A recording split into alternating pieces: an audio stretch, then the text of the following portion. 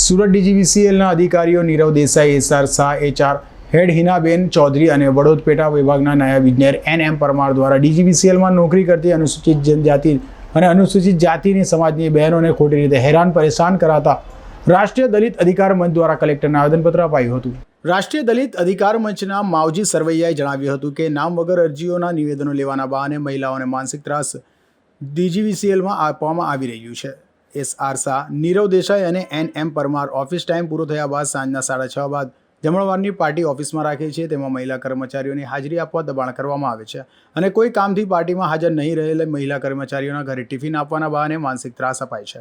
નિયમ અનુસાર કોઈપણ કર્મચારી ઉપર નામ વગરની ફરિયાદ થાય, નામ વગરની અરજીઓ તેના વિરુદ્ધ થાય તો તે ફાઇલે કરી દેવામાં આવે છે, પરંતુ અહીંયા તો નામ વગરની ફરિયાદોને કારણે દલિત સમાજની દીકરીઓના કન્ફર્મેશન ઓર્ડર અટકાવવામાં આવે છે। મહિલા કર્મચારીઓને નોકરી ઉપર જાય તો મળતિયાઓ દ્વારા તેઓના વિડીયો રેકોર્ડિંગ કરાય છે અને એક મહિલા કર્મચારીએ ડીજીવીસીએલના એમડીને રજૂઆત કરી તો હિનાબેન ચૌધરી પાસે તપાસ નહીં હોવા છતાં મહિલા કર્મચારીને નિવેદનના નામે ઓફિસમાં બોલાવી ધમકાવી હતી અને મહિલા કર્મચારીના વાલીને ઓફિસ બહાર ઊભા રાખવામાં આવ્યા હતા। આ તમામ પ્રશ્ન ડીજીવીસીએલના એમડીને રાષ્ટ્રીય દલિત અધિકાર મંચ દ્વારા લેખિતમાં રજૂઆત કરાઈ છતાં કોઈ નિવેદન ન આવતા મહિલા કર્મચારીઓ હેરાન કરવામાં યથાવત છે અને જવાબદાર અધિકારીઓ સામે કાર્યવાહી કરાઈ નથી, જેને લઈ રાષ્ટ્રીય દલિત અધિકાર મંચ દ્વારા કલેક્ટરને આવેદનપત્ર આપવામાં આવ્યું હતું। માવજીભાઈ સરવૈયા, રાષ્ટ્રીય દલિત અધિકાર મંચ, ગુજરાત રાજ્ય। શું રજૂઆત લઈને સુરત કલેક્ટર કચેરી આવ્યા? આજે જિલ્લા કલેક્ટર શ્રી આયુષ ઓક સાહેબને રજૂઆત કરવામાં આવી કે સુરત શહેરની ડીજીવીસીએલ કચેરીમાં જે અનુસૂચિત જાતિ અને અનુસૂચિત જનજાતિની જે મહિલા બહેનો નોકરી કરે છે એના ઉપરી અધિકારીઓ દ્વારા માનસિક ત્રાસ આપવામાં આવે છે। નીરવ દેસાઈ છે, એસઆર શાહ છે, એનએમ પરમાર છે અને હિનાબેન ચૌધરી છે। આ લોકો જે મહિલાઓ પર નામ વગરની ખોટી અરજીઓ કરાવે, પછી નિવેદનના નામે એને માનસિક ત્રાસ આપે।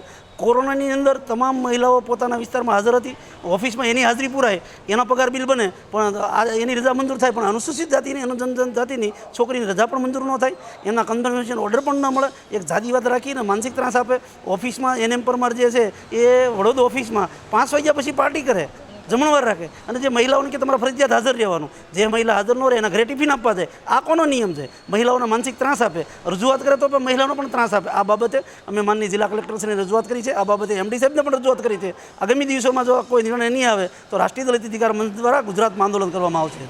અંદાજે કેટલી મહિલાઓ આ રીતે શોષણ થતું હોય? ખરેખર 65 થી 70 બહેનોએ અમારો કોન્ટેક્ટ કર્યો છે કે એને માનસિક ત્રાસ આપે છે અને કેટલી બહેનો એમાં 2 થી 5 બહેનોએ આત્મહત્યા કરી છે, 5 થી 7 બહેનોએ રાજીનામા આપી દીધા અધિકારીના ત્રાસના કારણે અને વારંવાર રજૂઆત કરવા જાય હિનાબેન ચૌધરી જે છે એની રૂમમાં બેસર, ખરેખર એની પાસે હોય જ નહીં એ પ્રશ્ન, છતાં એની પાસે બેસર ધાક ધમકી બધાને આપે છે। આ બાબતે 2 થી 3 બહેનોએ નામ નહીં આપવાની શરતે અમને સોગંદનામા પણ કરીને આપ્યા છે।